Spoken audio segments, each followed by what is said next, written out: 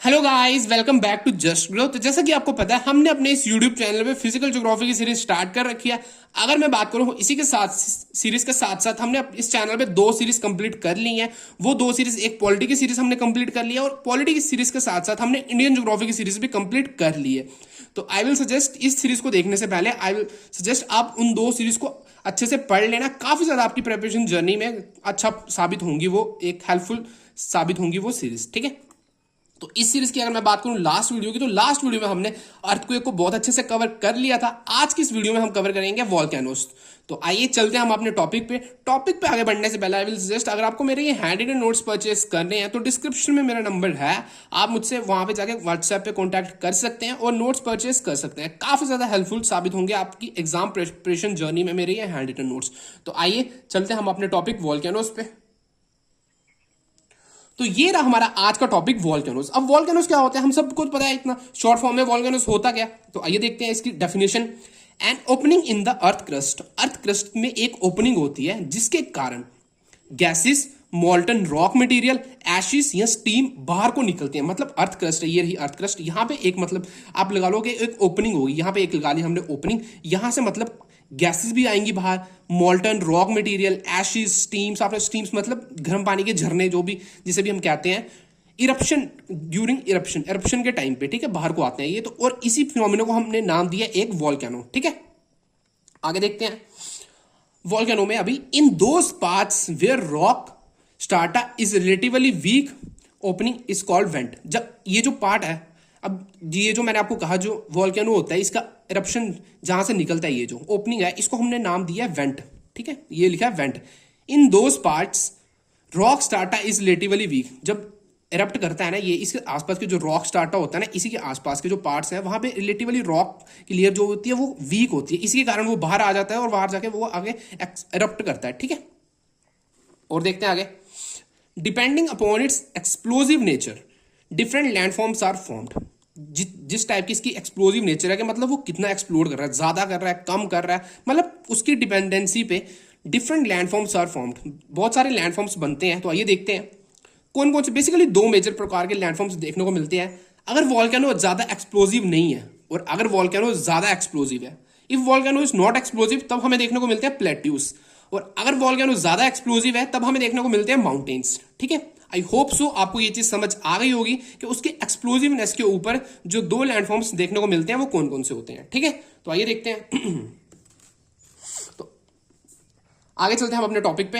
अभी हम बात करते हैं मैग्मा क्या होता है और लावा क्या होता है। तो आइए देखते हैं।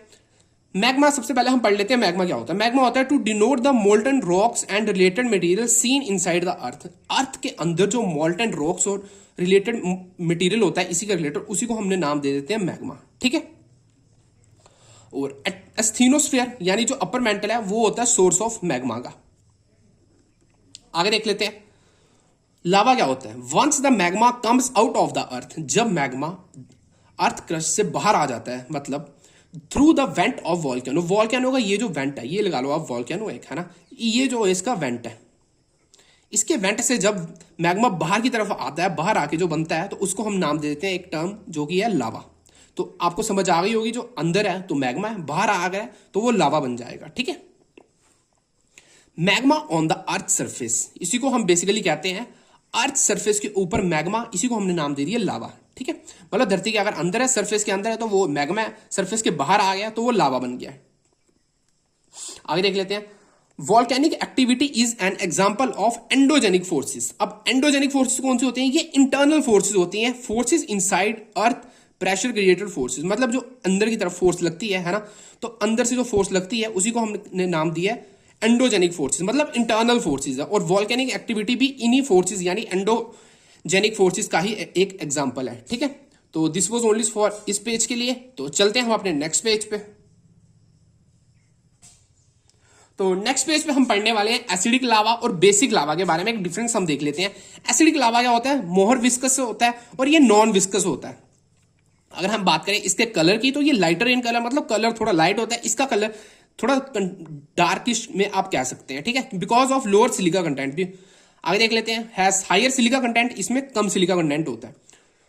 Slow flowing and solidifies quickly near the vent, मतलब धीरे धीरे निकलता है और सोलिडिफाइड तेज हो जाता है ये। अब आगे देख लेते हैं। Produces a cone with steep slope, मतलब ये जो होता है ना एसिडिक लावा, मतलब ये कोन बनाता है, कोन और स्टीप स्लोप आप देख सकते हैं, तीखी स्लोप। यूजुअली एरप्ट्स वायलेंटली, मतलब वायलेंटली एरप्ट करता है ये। इसकी अगर हम एग्जांपल की बात करें तो इसका एग्जांपल है माउंट स्ट्रोम्बोली इन इटली। तो आई होप सो आपको एसिडिक लावा बहुत अच्छे से समझ आ गया होगा। तो अब हम चलते हैं हमारे नेक्स्ट लावा की ओर, जो कि है बेसिक लावा। बेसिक लावा तो आइए देखते हैं। नॉन विस्कस, जैसे मैंने आपको बताया अभी, हैज लोअर सिलिका कंटेंट, इसमें सिलिका कंटेंट थोड़ा कम होता है एज कंपेयर टू एसिडिक के मुकाबले में। Can reach very for from the went before cooling, मतलब ये जो लावा होता है ये बहता जाता है, मतलब यहां से बहता बहता बहता बहता यहां तक आ जाएगा, और ये जो है ये यहीं पे मतलब सॉलिडिफाई हो जाएगा। बट ये सॉलिडिफाई पास में नहीं होता है, ये बहुत दूर तक चला जाता है बहते बहते। कोन्स शॉर्ट हाइट्स, मतलब हालांकि कोन्स तो दोनों बनाएंगे, बट ये कोन्स ये बनाता है थोड़े स्टीप कोन्स और ये बनाता है थोड़े शॉर्ट हाइट के कोन्स, थोड़े कम हाइट के कोन्स। अगर हम बात करें इसका एरिया की तो सिंपल सी बात है, अगर ये ज्यादा दूर तक जा रहा है तो मतलब ये ज्यादा एरिया कवर करेगा, और एसिडिक लावा है वो वहीं पे सॉलिडिफाई हो जाता है, तो इसके कारण वो कम एरिया कवर करेगा। ठीक है, तो आई होप सो आपको एसिडिक लावा और बेसिक लावा में डिफरेंस समझ आ गया होगा। तो आइए चलते हैं हम अपने नेक्स्ट पे। तो नेक्स्ट आता है वॉल्केनिक फीचर्स। वॉल्केनिक तो हमने देख लिया वॉल्केनो क्या होता है, अब इसके हम फीचर्स देख लेते हैं, टर्मिनोलॉजी देख लेते हैं। वेंट क्या होता है? वेंट होता है central passway through which magma passes, मतलब ये होता है यहां से मतलब जो वेंट निकलता है उसी को हमने नाम दिया एक वेंट। क्रेटर क्या होता है? Central depression above the went, went के ऊपर जो एक हमें चीज देखने को मिलती है हमने उसको नाम दे दिया क्रेटर, जिससे लावा बाहर की तरफ आता है। ठीक है, याद रखना नीचे होता है वेंट, ऊपर होता है क्रेटर। तो आपको एक क्वेश्चन में पूछ सकता है कि नीचे क्या होता है और ऊपर क्या होता है। आगे देखते हैं। अब बात करते हैं हम क्रेटर लेक की। When the crater of volcano is filled with water, मतलब ये जो है क्रेटर, तो ये जो पानी से भर जाए ना, तो इसी को हमने नाम दे दिया क्रेटर लेक। इसी यहीं से बन जाती है क्रेटर लेक। जब क्रेटर में सिंपल सी बात है पानी आ जाए तो उसको हमने नाम दे दिया क्रेटर लेक। आगे देखते हैं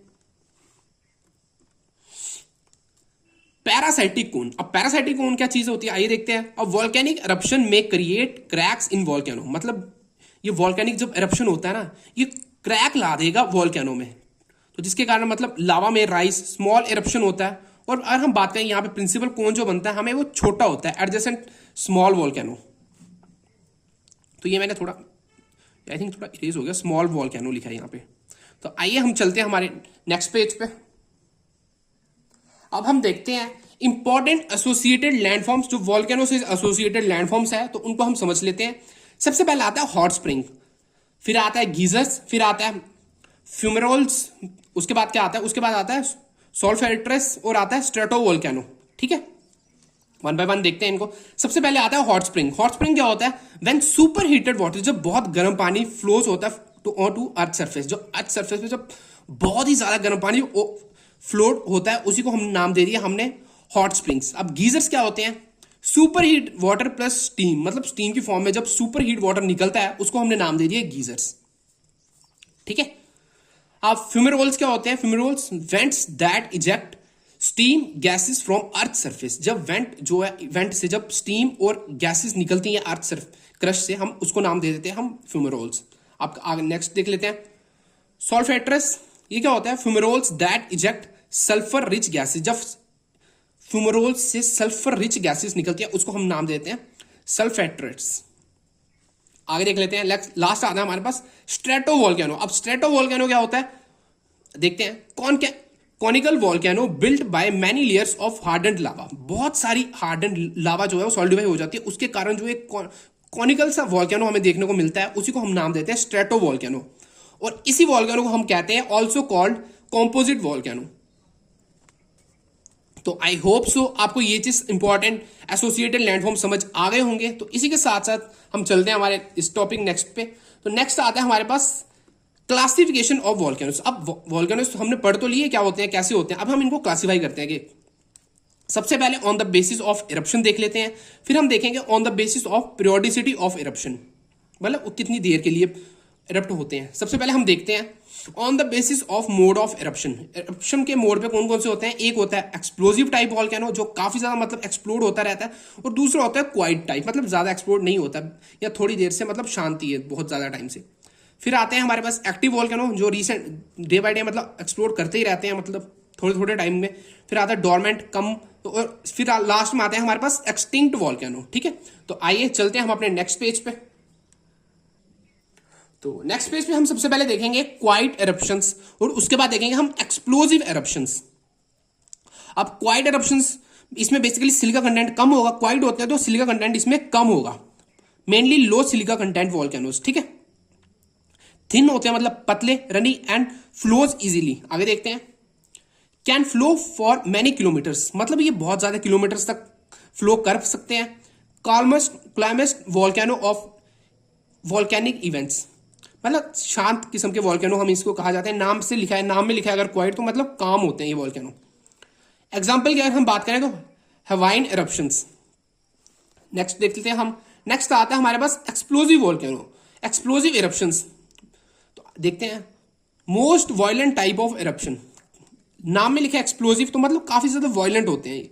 फिर आता है हमारे पास next point, occurs when more viscous magma reaches the earth surface, मतलब इसमें ज्यादा विस्कस होता है जब ज्यादा विस्कस मैग्मा अर्थ सरफेस पे पहुंचता है, तो इसी के कारण हमें देखने को मिलता है उधर एक्सप्लोजिव टाइप की एरप्शन। ठीक है, इसका एग्जांपल क्या है, 1980 एरप्शन ऑफ माउंट सेंट हेलेनस। तो आप मुझे कमेंट सेक्शन में बताना है ये इस माउंट सेंट हेलेनस की लोकेशन क्या है। ठीक है, तो हमने ये तो पढ़ लिया क्वाइट एरप्शंस और एक्सप्लोजिव एरप्शंस। इसी के साथ साथ अभी हम पढ़ते हैं next active volcanoes, dormant volcanoes और एक्सटिंक्ट वॉल्केनोस। एक्टिव देख लेते हैं, एक्टिव्स में कौन कौन से आते हैं। एक्टिव्स में आते हैं वॉल्केनोस विच एरप्ट पीरियोडिकली, जो मतलब पीरियोडिकली एरप्ट होते रहते हैं, उन्हीं को हम नाम दे दिया हमने एक्टिव वॉल्केनोस।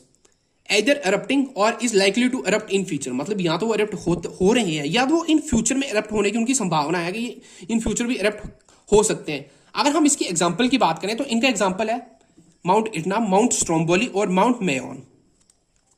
ठीक है, आगे देखते हैं हम डोरमेंट वॉल्केनोस क्या होते हैं। तो आइए देखते हैं dormant volcanoes which become quiet after their eruption for some times, थोड़े टाइम तक वो erupt करेंगे फिर उसके बाद वो शांत हो जाएंगे।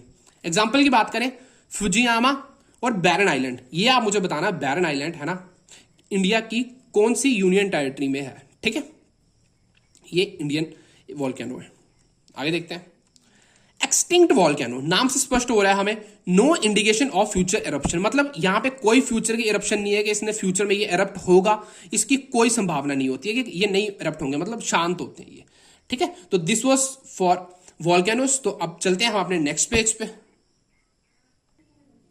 तो अब हम पढ़ेंगे वॉल्केनोस का थोड़ा स्टैटिक पार्ट। ठीक है, major volcanoes of the world, ये वॉल्केनोस, और हम देखेंगे ये कौन सी कंट्री में है। ठीक है, पहला देखते हैं हम ओजस डेल सिलाडो, ये कहां पे, अर्जेंटीना और चाइल के बॉर्डर पे, मतलब यानी साउथ अमेरिका में। Cotopaxi Ecuador, Chimborazo Ecuador, Mount Loa Hawaii island, Mount Cameroon central Africa. आगे देखते हैं Mount Erebus Ross island Antarctica में। ठीक है, माउंट एटना इटली में है ये, माउंट विसुवियस इटली। नेक्स्ट देखते हैं माउंट स्ट्रोम्बोली, ये भी इटली में है। खराकातो जो ये इंडोनेशिया में है, माउंट फुजियामा ये जापान में है। फिर आता है हमारे पास दामवान, ये ईरान में है। कोही ई सुल्तान ये पाकिस्तान में है। माउंट पोपा ये म्यांमार में है। माउंट एल्ब्रस ये रशिया में है। और माउंट किलिमंजारो ये तंजानिया में है। और माउंट केन्या ये केन्या में ही है। तो आप मुझे कमेंट सेक्शन में बताना बैरन आइलैंड इंडिया की कौन सी यूनियन टेरिटरी में है। ठीक है, तो this was only for today video. I hope so आपको ये वॉल्केनोस बहुत अच्छे से समझ आ गया होगा। थैंक यू, जय हिंद।